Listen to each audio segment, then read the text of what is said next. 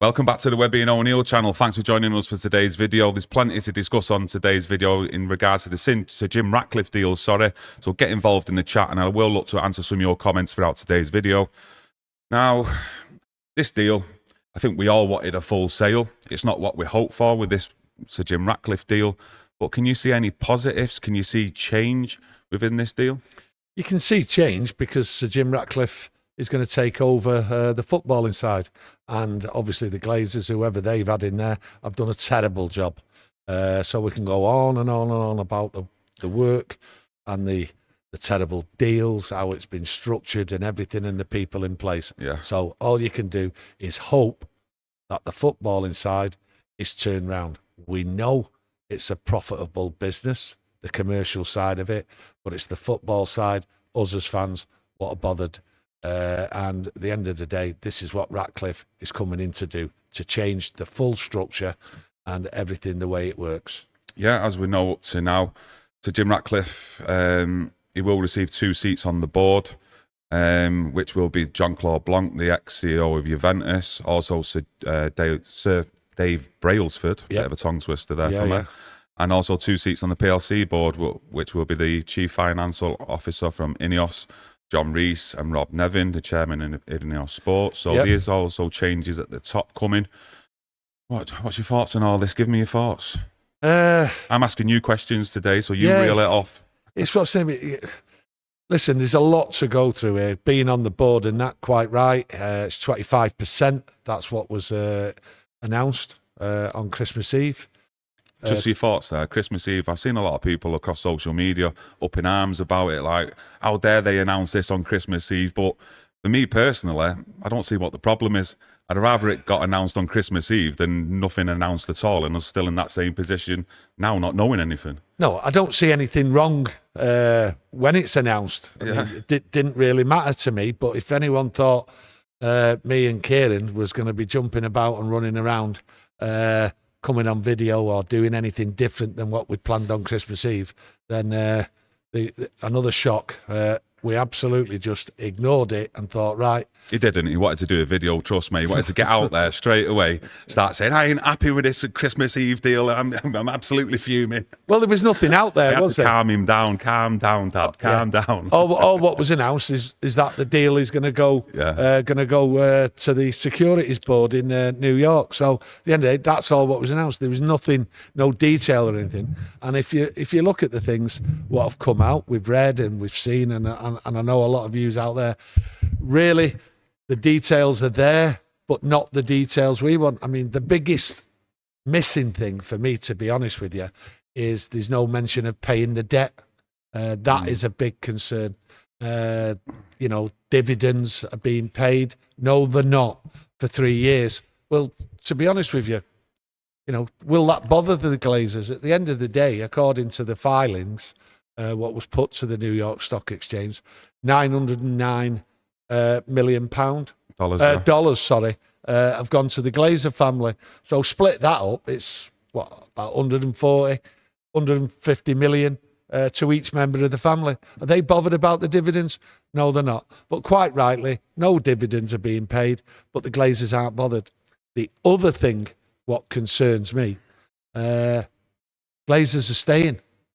Nothing anywhere I've seen since it was announced tells me that the Glazers, that there's a deal in place to get the Glazers out and buy their shares. It's just down to the Glazers if they want to sell. And to be honest with you, I look at it all and I see it. If the footballing side goes right, why would the Glazers want to leave? Because that means the commercial side and the money coming in and the revenue goes up, and the Glazers are all making money, more money, and they're quite happy to sit there. And after 3 years, the dividends will start being paid again, and that's what they're just doing, taking money out. So I get what you mean about that, but they're not going to sell either unless Manchester United, get back to a standard and get back to where they used to be on the pitch, and that's being successful, challenging for the top honours year on year. So then once they're doing that, that's when the highest value of the club's going to be at. So they're not going to sell it in its state now, obviously not, because that's why they've took the 25% deal instead of like the 100% offer from Sheikh Yazim. So unless the club's actually profitable and it's at its peak, so to speak, you know, they're never going to sell it. But I think people out there would just turn round to you and turn round to me and say, whoa, hang on a minute. Sheikh Yazim wanted to pay five billion. And based on what Sir Jim Ratcliffe's paying, okay, for 25%, then 5 billion, that's what it's worth, $33 a share. That's what people out there would say. I would look at it that way. I don't think they ever wanted to sell.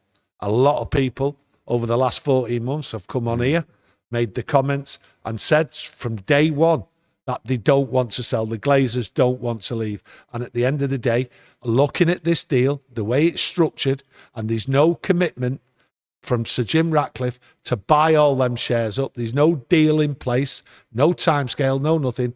To me, the Glazers are staying. That's how it seems to me right now. They're going nowhere, regardless of the price of the shares. And that's the disappointment for Sir Jim Ratcliffe not getting this over the line. But I don't believe he wanted full control anyway, which is disappointing. why do you think that? Because I think he's just quite happy going along as it is. I do, because at the end of the day, for the Glazers to sell, that means they would sell at a higher price down the line. And it doesn't make sense to me when the opportunity was there by Sir Jim Ratcliffe to pay a little bit more per share and get it now. I don't understand. Yeah, but you've just said that you didn't think the Glazers wanted to sell anyway. So No, if the I know Glazers they don't don't. want to sell, Sir Jim Ratcliffe or anyone else would also have, well, they would have had to have put big money on the table and a lot more than what the actual club's worth now, maybe even double. Well, that tells they're me greedy and they just want as much money as they can. And then from a business point of view, the staying. you know, is Sir Jim Ratcliffe really at his age going to see the fruits of what he's paid? If he's paying double now and putting an extreme offer on the table, he's probably not. Well, listen, if the share price, this is just, you know, my way of thinking. You let me know how you think. If it's $33 a share now, when did he want to sell? When it's $66 a share. Yeah. Do you know what I mean? So, you know, I don't see the Glazers going. There's nothing in place, and that's the disappointment about it all. The Glazers are staying right here. Yeah, not all the clauses in this deal actually benefit Sir Jim Ratcliffe, and it said in The Athletic today that after 18 months, if the Glazers receive an offer for a full sale, they will be able to compel Ratcliffe to sell his shares through so-called drag-along rights. Now, drag-along rights allow a majority shareholder to push through the sale of a company by forcing a minority shareholder to sell up, although the minority shareholder must be able to sell their stake on the same terms of what is agreed to now. Yeah. Well, this is the problem for Sir Jim Ratcliffe. He's at the bidding of the Glazers or any big conglomerate out there or someone with a load of money to come in and buy United in 18 months' time. I don't see that happening personally. When you look, I was disappointed, and I'm sure the Glazers were disappointed at the amount of people what actually came in to buy Manchester United. It was a little bit of a shock all round, to be honest with you. So, you know, looking at it, I don't see anyone in 18 months, in 2 years, 3 years, coming in trying to buy the Glazers shares. The deal was the best deal, the cheapest deal was now. Yeah. Obviously, I think it's going to take another 6 to 8 weeks. It's been reported for the Premier League to act on it and, you know, give the stamp of approval for it. Yeah. Do you expect then Sir Jim Ratcliffe to come out publicly to then, you know, have a chat with the fans, you know, just make clear more what he thinks about going forward? Well, he's made a statement, a letter public saying that he wants to get Man United back on level with how it is on the commercial side of it, on the playing field. He wants trophies. He wants to be winning. Well, to be honest with you, sorry to butt in, he did actually pen an open letter to the supporters. What is it, Must? Some organisation. I don't know what they do, to be honest with you. If any of you know out there, let me know. He said, I believe it can bring sporting success on the pitch to complement the undoubted commercial success that the club has enjoyed. It will require time and patience alongside rigour and the highest level of professional management. So he's basically saying in there it will require time and patience. And if you're a level-headed Man United fan, you're looking at what's gone on the pitch, off the pitch in the last few years. it's bound to be expected, surely. Well, even if the club was sold in its entirety to somebody, it will take time. And quite right, he's just letting you know, he's letting the fans know this will take time. And I expect nothing really to be done until the summer. I think it'll be an evaluation, but it will be time. And we're talking years. This is a massive club. It's got arms here, there and everywhere. It's got fingers in every pie. So it needs a good look at, and it will take time. And to turn it round on the pitch will take time. It's going to take time getting rid of players here on contracts. And I call them golden contracts, unbelievable contracts. And Sir Jim Ratcliffe, like any other businessman, will come in and decimate and just clear the decks of all the Deadwood. And that's in every department. So it will take time. We've got to suck it up. That's the way it is. And Sir Jim Ratcliffe, he's in charge of the footballing strategy. That's how the deal's been done. And if it fails, where do we go then? He has to succeed. Yeah, I think, well, spending that amount of money, you're not coming here to not succeed No, at the end that's of the right. day. You look at his previous form at other clubs, are they on a scale of Manchester United? They're nowhere near it. No. The size of the club, the fan base, the commercial revenue, what it can bring in. But he's taking control, obviously, of the sporting strategy, and you just hope that it will benefit us on the pitch and it will revoke change. But, I still big question marks for me. Well, really big question marks, because what you would expect is ruthless businessmen coming in, okay, and just dealing with things and just getting rid of people and putting their own people in place and having a proper plan in place, proper footballing strategy. That's what we need to see. We need a plan. We have not seen a plan. We've gone from one transfer January to the summer, from the summer to January, and it's like there's no plan, and the people what have been dealing with it really haven't got a clue. He claims that the people he's going to put in place will know what to do, and only time will tell on that. And you look at what's going on now. United, they must consult with Sir Jim Ratcliffe until this is actually been approved by the Premier League. So until it's ratified, United must consult on transfers, on anything in football, anything to do with the football side of it, right? United can't go and do anything without the say-so of Sir Jim Ratcliffe, and which really you would understand. But the footballing side of it is the side we all want. And Sir Jim Ratcliffe, and to be honest with you, I look at it in a different way. I think the Glazers have played a blinder. No one's going to mention the Glazers anymore, okay? Yeah. Because at the end of the day, it's all down to Sir Jim Ratcliffe. He's in charge. Anyone who he puts in there, they're the ones. And if it doesn't work, they failed. They don't know what they're doing. We all hope, that they put the right people and we see progress.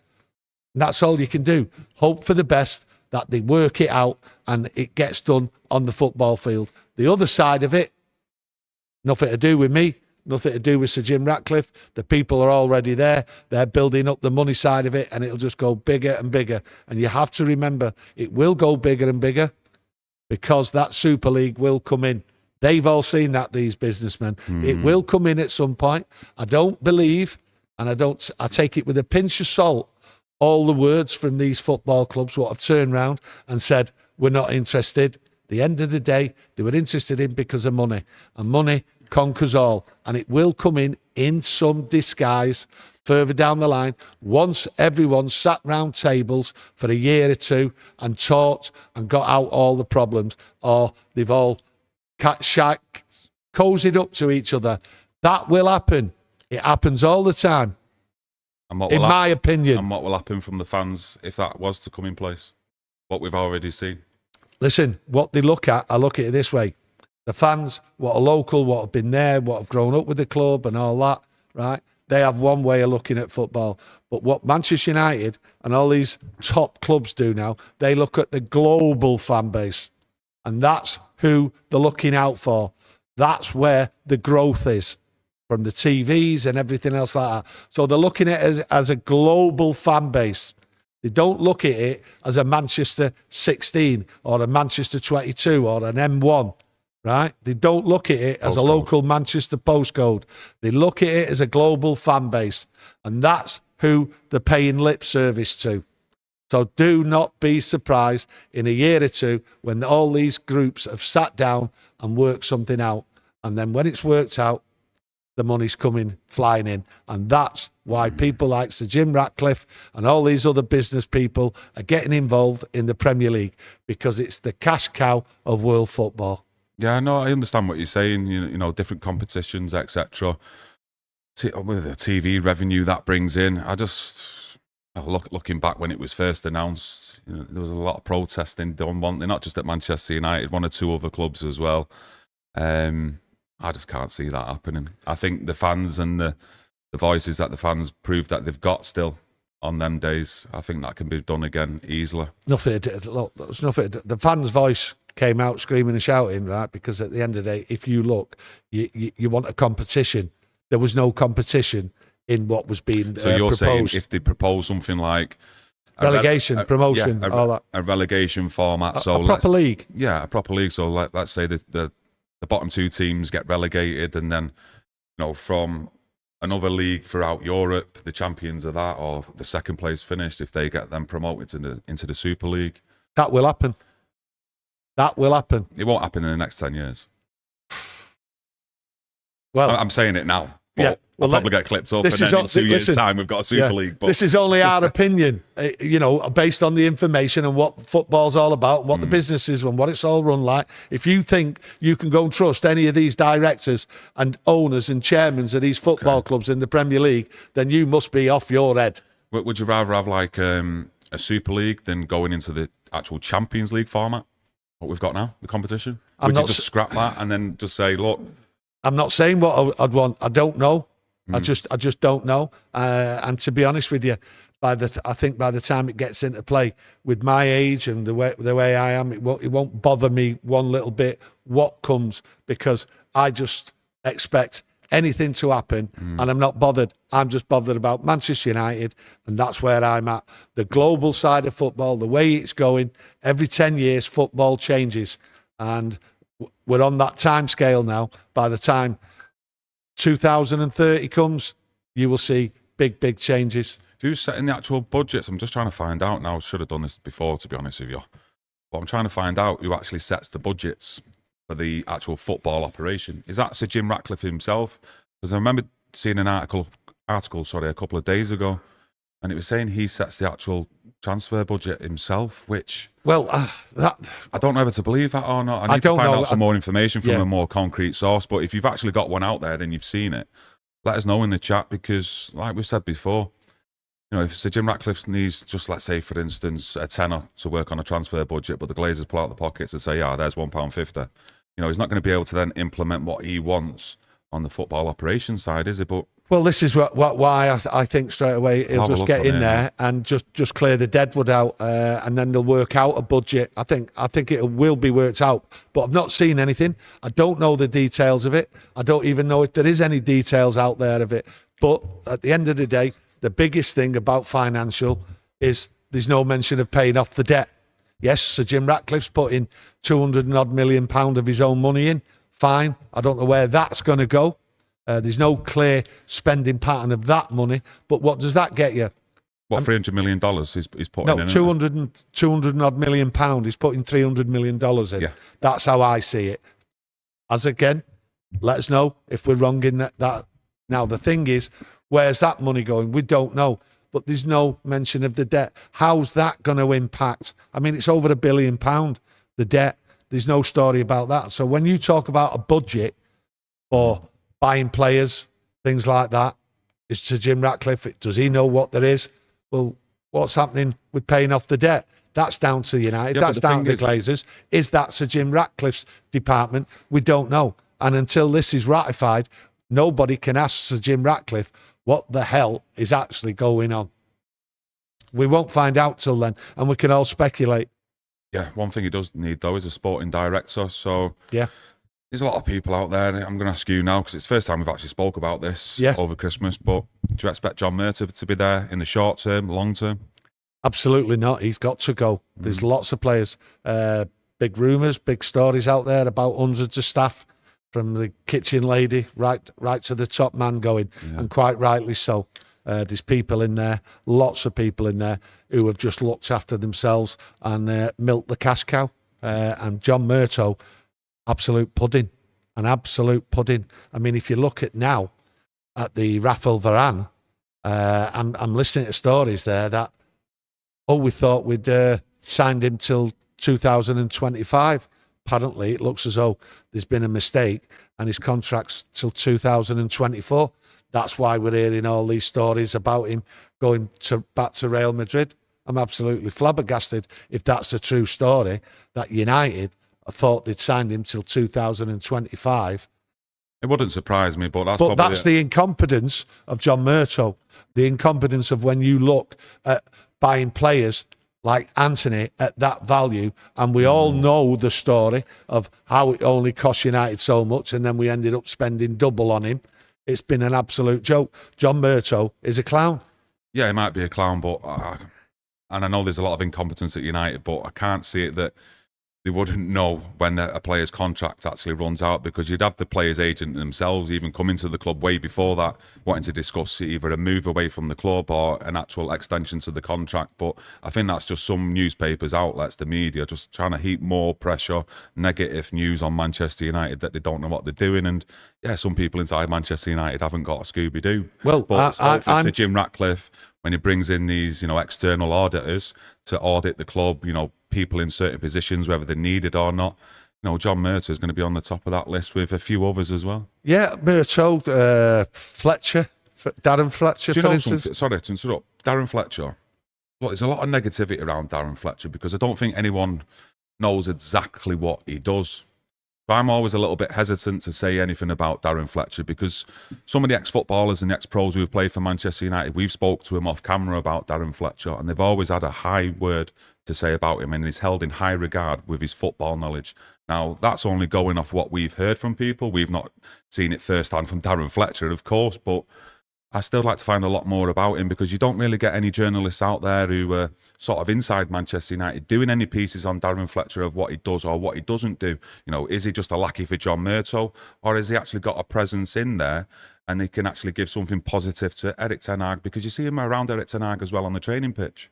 Yeah, but then, if you look at the... I don't want to just pile in onto someone. Well, look at the training. Okay. People out there, I know what people will jump in and say straight away. Well, look at the state of the team.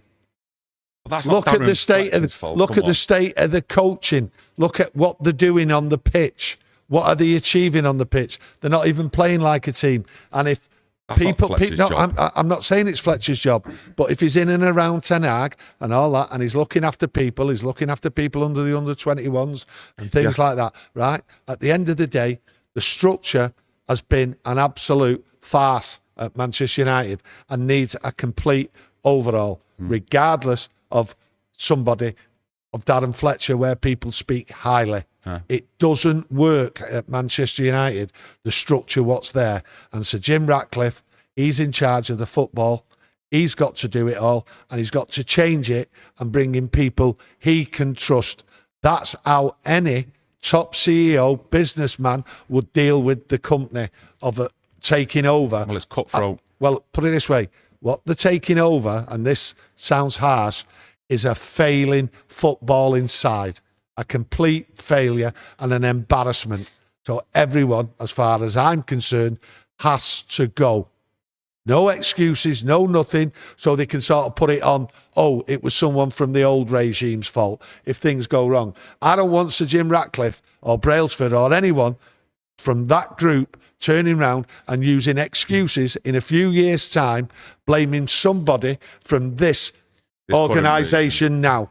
I don't want that. Yeah. Absolutely not a chance. Yeah. Once this is ratified, he has to turn round to Jim Ratcliffe and state clearly who's out and who's coming in. And everyone has to go out. Has to be a clean sweep. It's been a disaster for 10 years or more. Especially since Fergie's left. Yeah. Okay? It's been a disaster, and it has to change, and everyone has to go with it. That's how it's done in big business. Yeah, so Darren Fletcher's got to go then. Yeah. In a short note, yeah. Darren Fletcher's got to go. They've all got to go. Whether they're half decent in it, because at the end of the day, you've got to get rid of people like your free kick specialist and all that, because I've not seen a decent free kick. Anyone in charge of that type of department has got to go. Simple as. Goalkeeping coach. It's all got to change. Everything around the coaching. But that's Eric Ten Hag's job. It's Eric Ten Hag who brings the coaches in. It's not John Murtough. It's not Darren Fletcher. Work together. Eric Ramsey, from as far as I knew, he was the set piece coach. He then ended up getting a job as well with Wales, which it then got decided that he couldn't do both jobs, juggle them about for Manchester United. Should never have got the job. Should never have even been allowed to then keep the job at Manchester United. If you want something to do with Wales, off you go, son. But he's come back. But whose decision is that for him to come back? Is that John Murtough? Is it Eric Ten Hag? I don't know. Well, but they all Jim need Ratcliffe to go. We'll do the audit on it of who's actually doing what, whether they're needed or whether they can actually come and bring in someone best in class who is levels above some of these coaches. Not just the coaches, the scouting department as well. Yeah, well, it's every department, and we can go round and round on circles and just stay here all day, right? And go him. All we want is a clear plan for Sir Jim Ratcliffe to come out and say, this is what's happening. This will take time. He's already stated in his letter, we have to be patient. Well, we'll be patient if we know the details and we have a clear plan. I'll be patient. I'm a United fan. I'll support my club. That's how it is. But give me the plan. Then I'll be patient. If I don't get the plan, I'm not going to be patient. I'm going to be screaming at her. And everyone out there should be screaming. Yeah, Compost Smurf says, I think Darren Fletcher does the scouting on Football Manager. Which, do you know what? I actually think there's some clubs out there, correct me if I'm wrong, you do a quick Google search, that they actually use the database for Football Manager. Because it's a massive database. They actually use qualified scouts and stuff like that. I know. Just on a side note, not that I play it or anything like that or use it. But yeah, well, this is probably what. So me and you could use that, and then we could get a coaching role. Well, not a coaching role, a scouting role at Manchester United. Yeah, get a qualified coach badge. There you go. This is probably why they went for Sancho. Right. Well, in the old days, right, what you used to do is talk to the person. You used to get someone to find out about who they are as a person, what they do in life, and how they are in general. Okay, whether they've got it up there in their head and all that. So looking at this, what you're talking about, right, doesn't give you what the footballer really is. Just gives you stats and all that. And as we know in football, stats don't win you games. What do you think Eric Ten Hag's thinking? He did mention after the game over the weekend if he'd spoken to Sir Jim Ratcliffe, Brailsford, etc. But he does seem keen to start work with Brailsford and Ratcliffe as well. Well, you would do, wouldn't you? It's a clean sweep. He's probably got a lot of things to say. What he's not happy with. He's probably not happy with some of the things we've spoken about the transfers, about Murtough and Fletcher and lots of other things in there. He's probably not happy, and he's probably going to give him what he thinks should change. And at the end of the day, Sir Jim Ratcliffe and those coming in might turn around to him and say, well, we think we should change you. These discussions, though, do you think they should be done behind closed doors? Let's just say Brailsford and Ratcliffe are sat there in the room. Next come in, Eric Ten Hag, and he's there on his own. Or do you think it should be a more open meeting where the likes of Ten Hag, his coaching staff, your Darren Fletcher, your John Murtough, are all in the same room together? No. And they're asked questions. No, straight about in. What the failings have been. So there's none of that tit for tat behind people's back sort of thing. Because that does happen in any companies, in every walk. They already know. Listen, Sir Jim Ratcliffe and that Ineos group, they already know, right? The backbiting, and everything else, and the poison and the virus, what's going around Old Trafford. The virus is just everywhere, seeping through every door.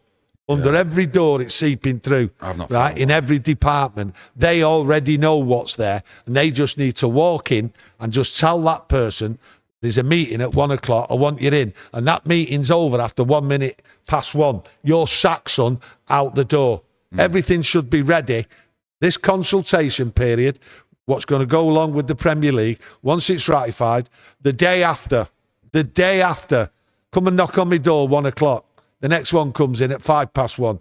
Bang, you're all out the door. Gone. That's how clean it should be and ruthless. You cannot deal with this virus what's been going on at this club for this long, right? Without being absolutely ruthless. And if he's not ruthless, then he's going to put himself in jeopardy where people are going to spoil it. Chat MPED says, by the way, SJR is not allowed to make any comment about 25% investment until it has been approved by the Premier League. Haven't you read that? We did mention it at the start of the video about it takes 6 to 8 weeks for the Premier League to approve it, and then we expect SJR to actually come out and like speak to Manchester United fans and his thoughts. Well, we have said a couple of times, you might have joined late, so let's not be critical or anything, but we have said earlier on that Sir Jim Ratcliffe won't be speaking publicly until the deal is ratified by the Premier League, which will take about 6 to 8 weeks. So we won't hear anything from him, and that's why I'm saying to you, meet me at my office at 1:01 because you're getting sacked, and you meet me at 1:05 because you're getting sacked the moment it's ratified. No, he's got no. His feet are under the door. Brailsford's been in and out of that training complex. They know what's going on. They've had the free roam. They've got their own people in there already finding out what's going on. And they've had access to the books and they know who's made all the mistakes, or they think they know who's all made mistakes. Big sackings have to come. I won't be happy unless I see that. I won't be happy, and lots of people out there won't be happy. These people are being sacked. They're getting sacked because they're incompetent. They have brought this club down. It's been mismanaged from top to bottom. Yeah. You know, I'm not saying anything we don't all know, right? People, you can't say people get. If people don't do the job, you get sacked. Simple as, right? It affects what's going on. People have had the run of this club and they've just took the mick.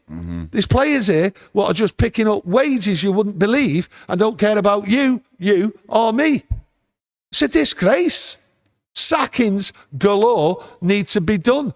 Now, whether he does it straight away or he has everyone in mind, but by the summer, we should have a clear picture right through the club who's going and who's coming in.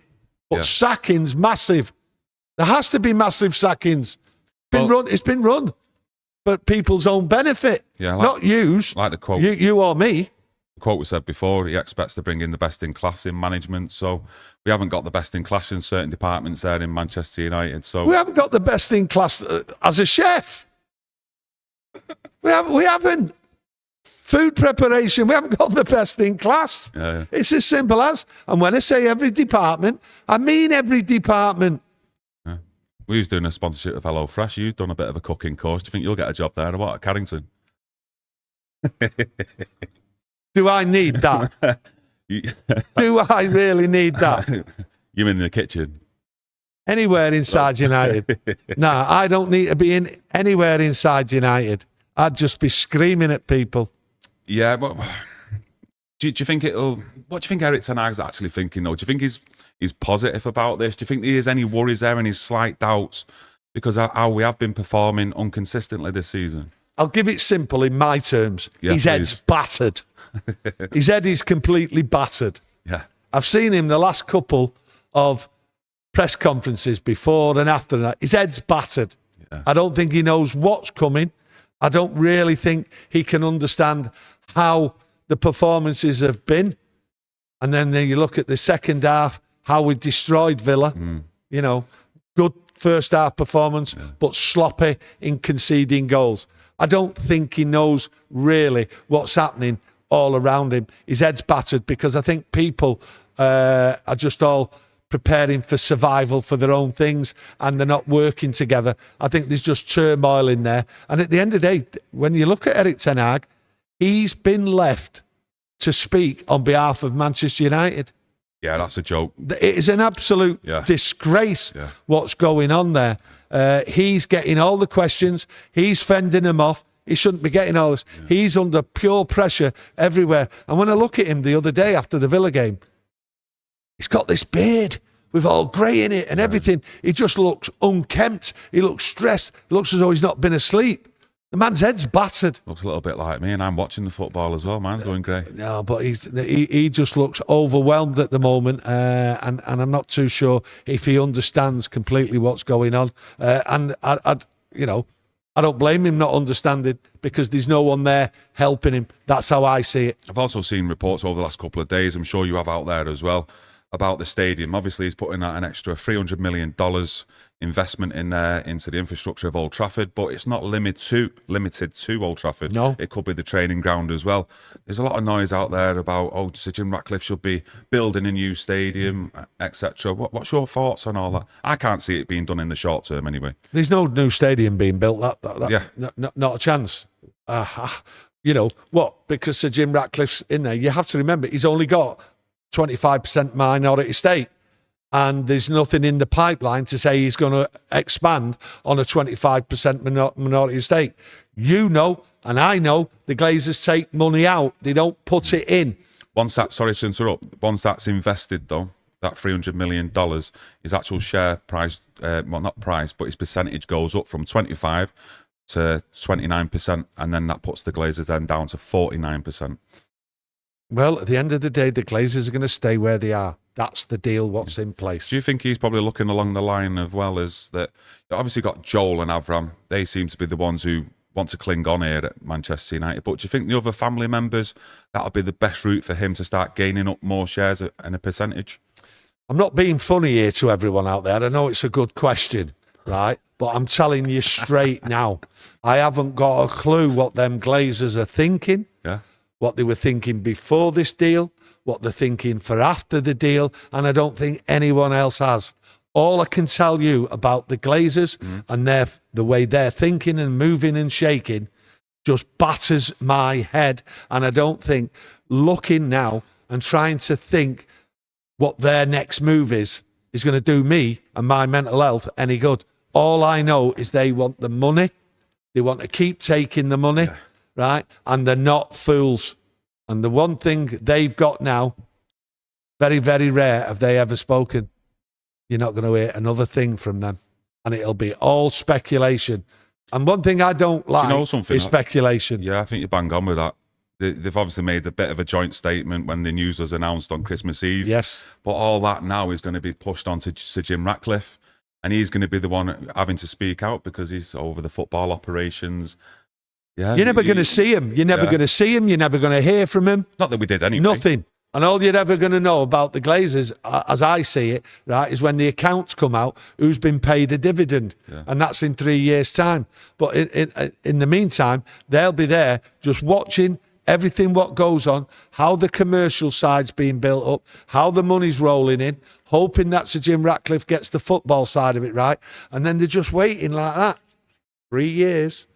Ooh, we're in the top four. We could be challenging to win the European Cup. We could be doing this. This is what they're hoping. Oh, the Super League's coming up. Yeah. Oh, 3 years dividend. My God, the money's rolling. You won't see or hear, and it'll be all speculation. The Glazers have never spoken to anybody. They don't give anything away. And at the end of the day, it's now all down to Sir Jim Ratcliffe. He's going to take the flak. That's what he wants. Yeah, I've had a super chat come in from Zay Miase. Cheers for the super chat, my mate. He says, keep up the great work on the channel. Appreciate it, mate. Cheers, mate. Says, shame you won't see Arsenal in the Champions League final. They're getting giddy, all these Arsenal fans, though, aren't they? No, shame we won't see him. But listen, let's get something straight about where United were in the Champions League. I never thought they'd get past the next round. That's where I've seen United. As it happens, they've got knocked out in the group stages. They come bottom, right? Arsenal in the Champions League final, right? Not a chance, pal. Not a chance. Your European record is absolutely abysmal. Abysmal. Check your records, check where you are, and check what you've won. You've won an FA Cup by your manager, which wasn't actually his team. That's all you've won. And you bottled it last year. Let's see. I know you want them to win the Champions League. Listen, you're bluffing us. Yeah, Manchester United need to improve their own record in the Champions League. I don't think we've been past the quarter-final stage since 2010-11 when we was in the Champions League final against Barcelona. So hopefully that's something Sir Jim Ratcliffe can put right in taking control of the football. But not straight away, he says. No, listen, I'm not expecting anything to see proper change where we're competing within the next 5 years. At all. How can you, with the amount of stuff that needs sorting in the background, on the pitch still with players who don't want to be here and high wages who need shifting off, how can you expect anything to change in the next 5 years where we're back to a near enough a level what we used to see under Fergie? I'm not expecting it, but if he does and he puts that magic wand on it, listen, I'm all for it. All I'll say on that 5-year note, I'm not agreeing with it, but what I'm saying is I'd be shocked if United aren't one of the top teams within 5 years. I'd be shocked. Really? And I'll tell you why. Based on Sir Jim Ratcliffe and what he's saying and what his plans are in his head, right, and how he thinks he's going to perform it, right, if Sir Jim Ratcliffe in 5 years has not achieved it, then he's failed. He's got to change it. We've just said about the amount of people he's got to sack. By the sounds of it, you want them all sacked in January, but it's going to take longer than that to implement a strategy for what they want to, kick in for years and years to come here at Manchester United. It's not an overnight fix. No, it's not an overnight fix. The manager might not be the manager long term that he wants, but he might be just the manager he wants just for this period. And the idea is, like you say, he's got further down the line, maybe in the summer, a couple of transfer windows. Okay, he's got the right people, as he says, right, in sporting capabilities, top people, okay, in management as well, in strategies, the whole lot. He's saying he's got everybody, top-notch department, these people ready to come in and turn it round and instigate a plan. They're ready with a plan and they're ready to go with it. But why do you need 5 years? Why do you need 5 years when the top people know what they're doing? This is Sir Jim Ratcliffe telling us all, I'm coming in with the top people who know what they're doing. And I'm going to instigate change straight away. That's what he's saying. And this is going to change. But don't expect it straight away. That's his caveat. I don't expect it straight away, but I expect it within 5 years to be challenging and winning things. In that open letter, though, he did actually say what we said before. He did say patience is needed. Patience is needed, but not 5 years. When you've got all the expertise around you ready to come in and you know what you're doing and you've got a plan and you've got the right people, there will be no excuses. We should have won things by 5 years. I'm not saying we... Listen...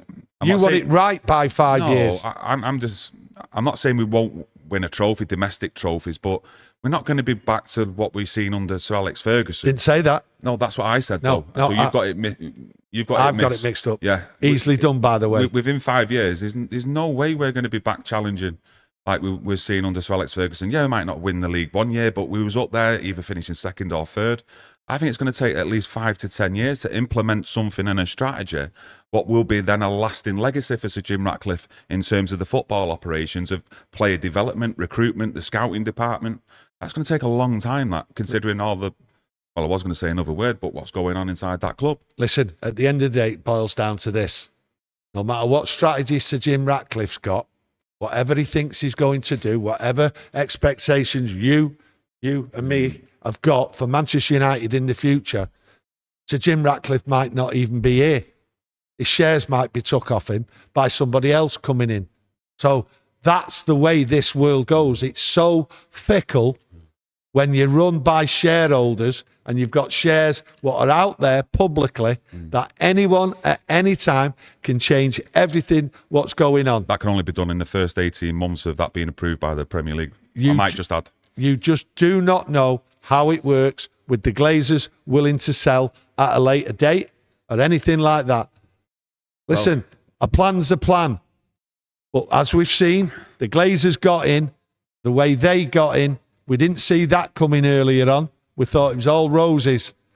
It looks as though it's roses here now between the Glazers and Sir Jim Ratcliffe. Listen, this is business and it's all about money. So, hey, that's me. Yeah, it is all about business. And like we said at the start of the video, you think the chef's going to be sacked as well. So, yeah, if you do need a new chef, he's got to go. I knew one of the chefs there as well. I don't even know how he got a job there, to be honest. Yeah, what was his food like then? Not good. Oh man, he was scruffy. Yeah, he was hanging. Yeah, posh restaurants, you. these days. But yeah, if you need a new chef, Sir Jim, give us a call. We'll get Tony on there part-time though, because he's got a job here as well. Now, I'd just like to thank everyone for joining us, getting involved in today's chat. Yeah, thank you. As ever, it's much appreciated, all the support that you give us. If you've enjoyed it, please smash a like on the video. Yes. And we will be back tomorrow with a preview for the Nottingham Forest versus Manchester United game. So if you are available, come and join us and get involved in that. That's a massive game, that. It's well, every game's a massive game at the moment, and you don't know which United are going to turn up. Let's be honest with each other. I mean, just before we go, I mean, it's a massive game, that Forest game. The one thing you have to hope for going into the new year is consistency. There's a level already now, but hey, we'll speak more of that. Yeah, we will do. Enjoy the rest of your day, everyone, and we'll see you again tomorrow. Thank you. Thank you.